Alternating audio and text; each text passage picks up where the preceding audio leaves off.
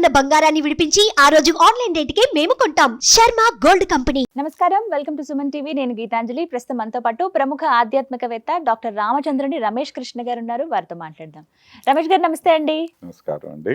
వినాయక చవితి వచ్చిందంటే చాలు ఆ నవరాత్రులు ఎంత వైభవంగా చేసుకుంటాము. ప్రత్యేకించి వీధి వీధి వాడవాడ ఆ బొజ్జ గణపయ్యే అనేక రూపాల్లో కనిపిస్తారు. ఎక్కువగా అంటే ముంబై గుర్తొస్తుందండి. ఇంకా హైదరాబాద్ అంటే చెప్పనక్కర్లేదు, ఖైరతాబాద్ మొత్తం దేశ ఖ్యాతి, ప్రపంచ వ్యాప్తంగా కూడా ఎంతో మంది ఖైరతాబాద్ గణపతిని చూడడానికి కూడా వస్తూ ఉంటారు. అలా ఎన్నో అడుగుల్లో మనం పూజిస్తూ ఉంటాము. అయితే ఇక్కడ ప్రత్యేకంగా ఒక్క మాట, గణపతి బప్ప మోరియా అంటూ ఉంటారు.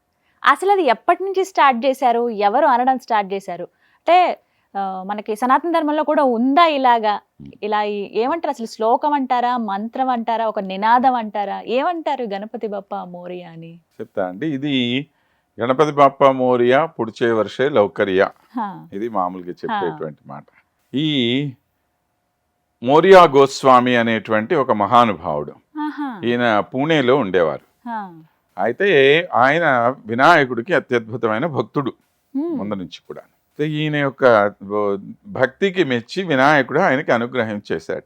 ఏం కోరుకున్నాడు ఈయన అని అంటే, అయ్యా నీ సేవకు వచ్చేటువంటి భక్తులందరూ కూడా నీ పేరుతో పాటు నా పేరు కూడా తలుచుకునేటట్లు చెయ్యి అని చెప్పి, అందువల్ల అప్పటి నుంచి కూడా ఇదంతా కూడా మరాఠీ భాషలో ఉన్నటువంటి మాటలే ఇవన్నీ కూడా, అక్కడ ఉండేటువంటి భాష ఇది.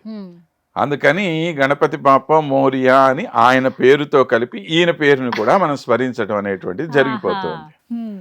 అదే పుడిచే వర్షే లౌకర్య అంటే మళ్ళీ వచ్చే సంవత్సరం తిరిగి రావయ్యా అని చెప్పి చెప్తూ ఆయనకి వీడ్కోలు పలికేది. అది అదే మాటని మనం ఇది పుడిచే వర్ష లౌకర్య అని చెప్పి మళ్ళా వచ్చే సంవత్సరం తిరిగిరా అని చెప్పి అంటూ ఉంటాం. కాబట్టి ఈ సందర్భంగా ఆ మహానుభావుని గుర్తు చేసుకోవటం అనేటువంటిది తర్వాత ఇందాక మీరు అన్నారు ముంబైలో బాగా గొప్పగా జరుగుతాయండి, మిగతా ప్రాంతాల్లో కూడా ఎక్కువైంది. దీనికి కారణం ఏమిటి అని అంటే, ఇదంతా కూడా ఎంతో మంది దేవతలకి ఎన్నో రకాలైనటువంటి పూజలు ఆరాధనలు జరుగుతున్నాయి కదా. కేవలం వినాయకుడి యొక్క ఈ వ్రతానికే దీనికే ఎందుకు ఇంత ప్రాముఖ్యత ఏర్పడింది అని అంటే, ఇది కేవలము భక్తికి సంబంధించిన విషయం ఒకటే కాదు. దీన్ని ఒక సాంస్కృతిక పరమైనటువంటి రాజకీయ పరమైనటువంటి పనిగా వాడుకున్నటువంటి వాడు ఎవరు? బాలగంగాధర్ తిలక్ గారు. 1893వ సంవత్సరంలో అప్పుడు ఇంగ్లీష్ వాళ్ళు ఏం చేశారంటే, పొలిటికల్ ప్రొసెషన్స్ ఏమన్నా ఉంటే వాటన్నిటి మీద కూడా నిషేధం పెట్టారు. వీళ్ళు ఎవరు కూడా వాటిలో పాల్గొనకూడదు అని చెప్పి.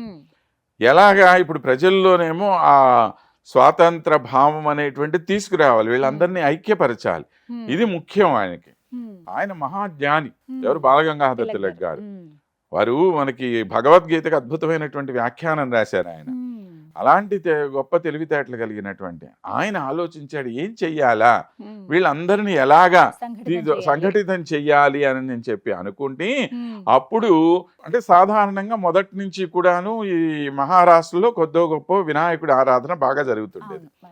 దాన్ని ఈయన ఇంకాస్త ఒక సంఘటితమైనటువంటి ఒక శక్తిగా తయారు చేసి వీటికి ఒక సంఘాలను ఏర్పరచటము, వాళ్ళందరూ కలిసి ఉత్సవాలు ఒక చోటే జరుపుకునేటట్లు.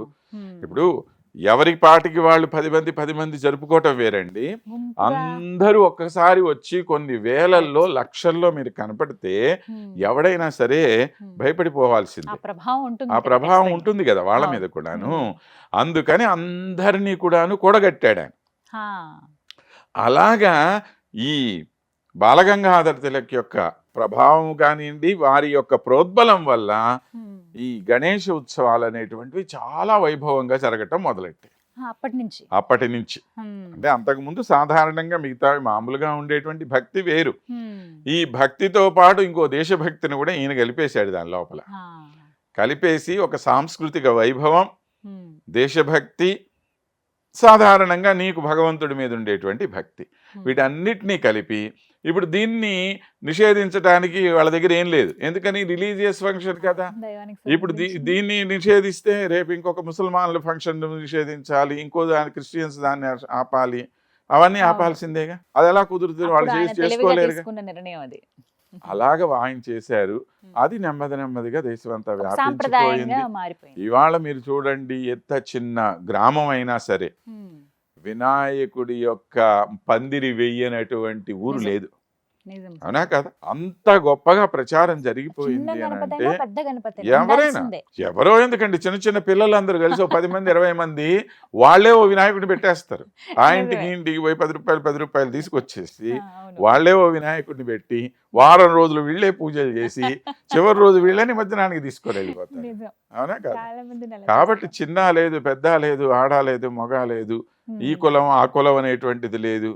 ఎంతో మంది ముస్లిమ్స్ ఎంతమంది లేరు దీనిలో పాల్గొంటున్నటువంటి చాలా వాళ్ళు. మంది ఉంటారు. చాలా మంది. గ్రామాలు కాబట్టి సెలబ్రేట్ ఇదంతా చేసుకునేటప్పుడు. ఇది కేవలం వినాయకుడు అనేటువంటి వాడు కేవలం హిందువుల దేవుడు అనేటువంటి మాట లేదు. ఇది కేవలం నేను చెప్తున్నటువంటి మాట కాదు. మీరు బౌద్ధ ధర్మాలు చూడండి, జైన ధర్మంలో చూడండి, అన్నింటిలో కూడా వినాయకుడు ఉన్నాడు. కేవలం భారతదేశంలో కాదు, మీరు కంబోడియా వెళ్ళండి, జపాన్ వెళ్ళండి, చైనా వెళ్ళండి, పక్కన థాయిలాండ్ వెళ్ళండి, ఇండోనేషియా వెళ్ళండి, చుట్టుపక్కల ఉండేటువంటి ఈ బర్మా వెళ్ళండి, పెద్ద పెద్ద దేవాలయాలు, అద్భుతమైన దేవాలయం. అంటే ఎప్పుడో ఏదో పూజ చేస్తున్నారు, ఈ రోజు కూడా పూజ చేస్తున్నారు. కేవలం ఈ వినాయకుడు అనే పేరు కాదు, అక్కడ ఇంకో పేరు ఉండొచ్చు, కానీ ఈయనే మన ఈ వినాయకుడే చక్కగా ఏనుగు దంతంతో మనం ఏదో ఇంగ్లీష్ వాళ్ళు పనికి మన పేరు పెట్టాడు, ఎలిఫెంట్ గార్డ్ అని చెప్పి. ఎలిఫెంట్ గార్డు కనపడితేనేమో బ్లూ గార్డ్ అని కృష్ణుడికి, మంకీ గార్డ్ అని చెప్పి ఆంజనేయ స్వామికి ఇలాగ పేర్లు పెట్టి, అవన్నీ తప్పు పేర్లు అనుకోండి. కానీ ప్రతి వాళ్ళు కూడాను ఆరాధించేటువంటి వాడు, అందరికీ కూడాను ప్రీతిపాత్రుడైనటువంటి వాడు వినాయకుడు. కాబట్టి అలాంటి వినాయకుడిని మన అందరము కూడా కేవలం ఒక ధర్మానికి ఒక మతానికి సంబంధించినటువంటి వాడిగా చూడకుండా భారతీయుల యొక్క సాంస్కృతిక వైభవానికి చిహ్నంగా ఆయన్ని చూడాల్సినటువంటి అవసరం ఉంది. అందరం జరుపుకోవాల్సినటువంటి గణపతి బప్ప మోరియా మోరియా. అలా వచ్చింది. గణపతి బప్ప మోరియా అంటే అసలు అన్ని రకాలుగా చిన్న చిన్న మరి పిల్లలు చూడండి, అంటే ఇప్పుడు భగవంతుడితో పాటు ఒక భక్తుడికి కూడా అంత స్థానం వచ్చిందా లేదా? నిజం. అది కరెక్ట్. అది కదా గొప్పతనం. అది వినాయకుడిని పూజిస్తే మనకు కూడా వచ్చే గొప్పతనం. అది వరాలను అందిస్తాడు. వరాలను అందించేస్తాడు. Thank you sir. అందుకే వరసిద్ధి గణపతి ఆయన. రైట్. Thank you sir. నమస్తే. నమస్కారం.